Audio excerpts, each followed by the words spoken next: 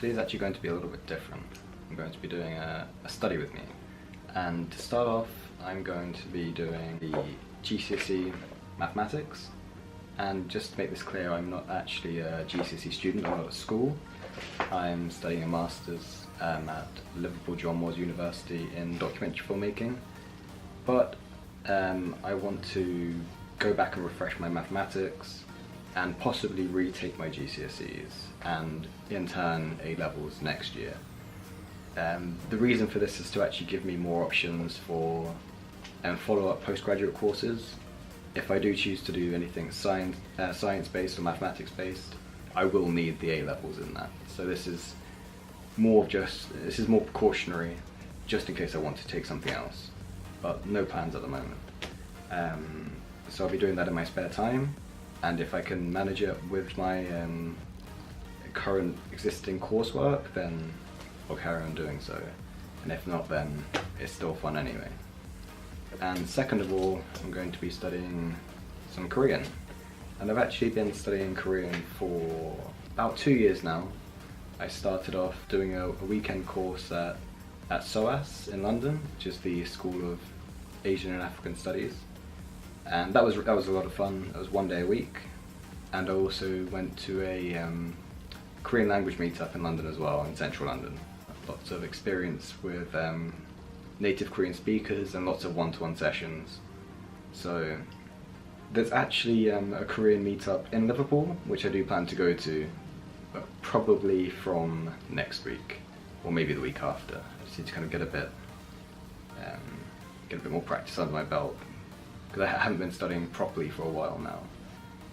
Probably a good couple of months since I was studying a bit more hardcore. But I've actually got in November a proficiency test coming up for Korean, so that's why I'm studying now. So probably over the next 6 weeks or so, I need to mainly cover vocabulary, but also recover grammar and make sure I've got everything up to date, because I want to pass the level 2 of the TOPIK exam, which is the government officially recognised exam for Korean language, and hopefully that means next year I can go on to try for level 3. So that's what I'll be doing today, and hope you enjoy.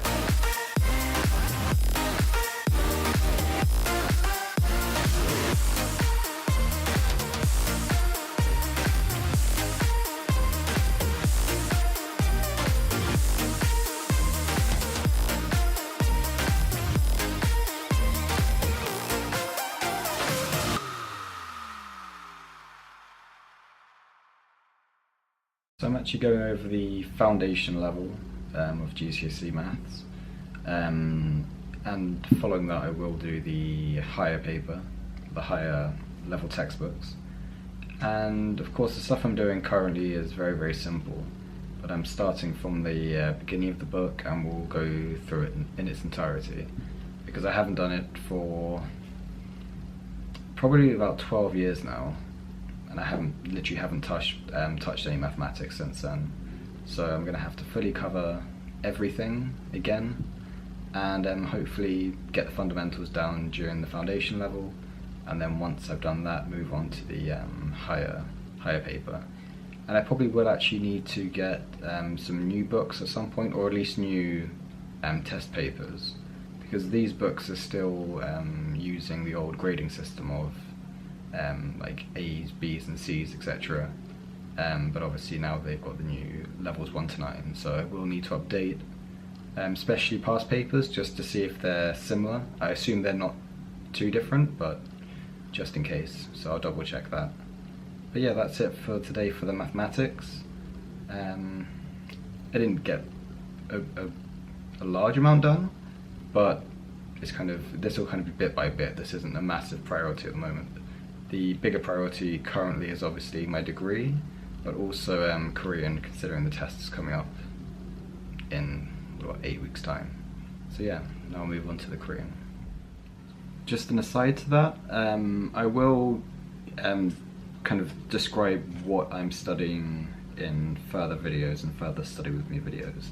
But at the moment it's literally, today I did, basic addition, subtraction, division, multiplication, decimals. So it was nothing complicated at all. But I will go over more stuff, more things that I find difficult or challenging, or just generally my progression. So I will let you know and give you a bit more details, even though this one didn't give you too much of that. But yeah, this is literally the first chapter, so pretty much just getting used to basic calculations again. And there will be a bit more calculator work, and yeah, I'll let you know how the progression goes and how I'm feeling about it. It wasn't actually too bad. There's a few things that are definitely slower than they used to be, and some things that I used to kind of take for granted, but now I actually have to think about, so it's a learning curve, but it was reasonably fun, to be honest. So this is the book I'm going to be using. It's the Integrated Korean Beginner 2 book. Like I said before, I've been studying Korean on and off for about 2 years now. So this isn't particularly complicated, like nothing in this book's all that difficult, but I do need to recover the basics because they will come up in the exam. And a lot of it, what I'm going to be doing is reading comprehension, grammar and vocabulary, and just try and go through this book as quick as possible so I can go on to further material, especially vocabulary, because I really need to cover that before I go into the exam. There's going to be a lot of words I don't know if I don't cover a good amount in the next maybe 4 weeks, so we'll see. So this is how this book's set out. Each chapter you have the main text, usually a dialogue, I believe, in this book, and there'll be a context to it. So this is about being at the professor's office and talking to the professor, and then it will move on to vocabulary, which is all set out on a table and divided into word classes. So here, nouns, verbs, adjectives, adverbs and suffixes. And then it will move on to new expressions along with exercises, and then usually followed by the grammar rules, and they'll go through one by one. And again, exercises, there will be some notes, and this is pretty much the basic setup for the chapter. There's always a second dialogue, and then also a final dialogue. It combines two, like the vocabulary and grammar from the previous two dialogues, and does it in kind of more of a monologue, just single text format, and that's kind of just to recap the chapter and to put everything in one context. But this book is actually really good. There's a lot of the Korean textbooks, especially at lower levels, are designed for classroom use, so a lot of them are purely in Korean. But this book series, so it's the Integrated Korean series, is actually, all the explanations are in English, which is very, very good for beginner, and especially if you're self-studying and self-teaching.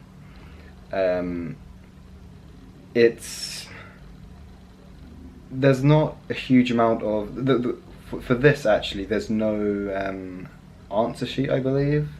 So all the exercises, you kind of just have to rely on the previous knowledge in the book. It's kind of self-answering, because like say it's a conjugation or something, you can double check it in the book, but there's no actual answer key, which is problematic. But overall it's still a good book, and the explanations are really good, and especially if you're looking to self-study, I'd definitely recommend this due to the English explanation, the word key in the back, and also the grammar summaries as well. Like, it's really good for just getting into the language, especially obviously the beginner one book. And it's not too expensive. You can get it in somewhere like Foyles for about £30, I believe, but you can probably find it cheaper online, or even a PDF alternative. But yeah, I'd recommend it. So I've just finished chapter 10 of the Integrated Korean Beginners 2.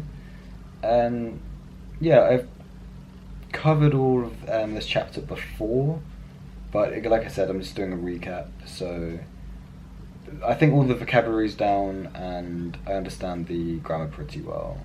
I'll probably go over once I've gone through this book in its entirety, I will probably do another quick recap of it, and especially read through the dialogues, and if there's anything I don't get, note it down and then recover that again. like I said, I want to get through this book as soon as possible so I can go on to a bit more complicated material.